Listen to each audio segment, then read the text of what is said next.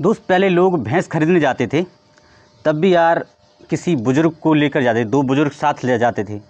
कहीं दूध सही देगी कि नहीं, अच्छी नस्ल की है या नहीं, लात तो नहीं मारेगी, दूध तो कम नहीं हो जाएगी, जल्दी तो नहीं छुटा जाएगी, सींग तो नहीं मारेगी।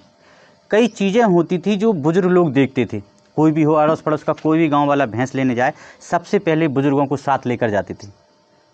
और आज देखिए कौन सा दौर आ गया है कि आज शादी जैसा बड़ा फैसला लेने जाते हैं तो बुज़ुर्गों को साथ लेकर नहीं जाते, लड़का लड़की चले जाते हैं, एक दूसरे को पसंद कर लेते हैं, एक दूसरे मिल लेते हैं और कहते हैं हाँ लड़का सही लड़की सही, एक दूसरे ही फैसला लेते हैं। बुज़ुर्गों की राय नहीं लेते, बल्कि उनकी ही लड़का लड़की की राजी मंद में भी बड़े बुज़ुर्गों का सहयोग हो जाता है। हाँ ठीक है, आपको पसंद आएगा, ठीक है। क्या कारण है जो बुज़ुर्गों ने अपना हाथ पीछे कर लिया है, बुज़ुर्गों को साइड कर दिया है, बुज़ुर्ग खुद हटने लगे हैं।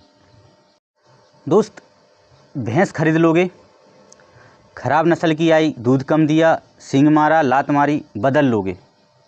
लेकिन शादी जैसा बड़ा रिस्क आप अकेले स्वयं उठा रहे हो, बड़े सोच समझ कर उठाना दोस्त। और आप अकेले उठा लेते हो, बड़े बुज़ुर्गों को साथ नहीं लेते हो, बड़े बुज़ुर्गों से किनारा कर लेते हो, और वो भी आपसे किनारा कर ले, जब उसे लोग रिस्पेक्ट नहीं मिलती तो वो भी किनारा कर लेते हैं। इतना बड़ा संघोट करते हो आप और फिर अकेले ही शादी रचा लेते हो। दोस्तों, भैंस खराब होती हम बदल भी सकते हैं, बेच भी सकते हैं, लेकिन शादी अगर गलत लड़की से हो गई, अगर गलत लड़का मिल गया तो लड़की की ज़िंदगी बर्बाद, और अगर गलत लड़की मिल गई तो लड़के की ज़िंदगी बर्बाद। कैसे छुटकारा पाओगे उससे? कोर्ट कचहरी जेल, इसके अपेक्षा आपके पास कोई ऑप्शन ही नहीं बचेगा। यही ऑप्शन है आपको, तलाक। आप जाकर देखना दोस्त, 90% लोग कोर्ट कचहरी के चक्कर लगा रहे हैं। कोर्ट कचहरी के 24 घंटों उनका खत्ता भत्ता, बल्कि लड़का इतना गिड़गिड़ाता है लड़की के सामने के आपको भत्ता भी दे रहा है, सब कुछ दे रहा है, लड़का पूरी रिस्पेक्ट कर रहा है, उसकी इज्जत कर रहा है, अपना माँ बाप को भी छोड़कर अलग शहर में रह रहा है लड़की के साथ, फिर भी लड़की चलने को तैयार नहीं होती। और इसका मुख्य कारण होता है लड़की के माँ बाप, वो भी नहीं चाहते कि उसका घर बस जाए। ऐसे केसेस मेरे यहाँ कई पेंडिंग में पड़े हैं और चल रहे हैं, और उनकी चक्की में पिसता है उनके छोटे छोटे बच्चे, जिनका कोई कसूर नहीं होता है। आपके यहाँ भी 2-4 केस ऐसे होंगे, जो कि बच्चे ने क्या किया, उसका क्या कसूर था। आपने शादी की, आपने मजा लिया, बच्चे उसमें पिस रहे हैं, ना उसे माँ का प्यार मिला ना पिता का प्यार मिला। अब वो भुगत रहा है, कमाने भी जा रहा है, माँ को घर बैठे बैठे उसका भत्ता भी दे रहा है। कहीं कारण यही है कि सिलेक्टेड नहीं कर पाना, अपनी मर्ज़ी से शादी कर लेना दोस्त। और कई लोग बाग हैं, कई बच्चे हैं, कई लड़कियां हैं, कई लड़की हैं जो अपने आपस में डिप्रेशन में आकर या तो जहर पी लेते हैं, सुसाइड कर लेते हैं, छत से कूद जाते हैं, फांसी लगा लेते हैं। दोस्त, इसलिए शादी करने से पहले आप एक बार नहीं कई बार सोचा करें, और बड़े बुजुर्ग को साथ लेकर जाया करें, क्योंकि शादी जैसा डिसीजन कुछ नहीं। अगर एक बार इसके चक्कर में पड़ गए ना दोस्त, तो इससे छुटकारा पाना नामुमकिन है। इसलिए दोस्त, कुछ भी कदम उठाओ, शादी करो, लड़का लड़की कुछ भी करो, एक बार सोच समझ के करो। अगर आप अपनी खुद की दम पर शादी करते हो तो कल के टाइम पर आपको कोई नहीं मिलेगा आपको साथ देने के लिए। अगर माता पिता बूढ़े बुजुर्ग संबंधी से करो दोस्त, तो वही रिश्तेदार आपके साथ विपत्ति के टाइम पर खड़े हो जाएंगे। ऐसी कई लड़कियां हैं, कई माएँ हैं जो नहीं चाहती कि मेरी बेटी का घर बसे।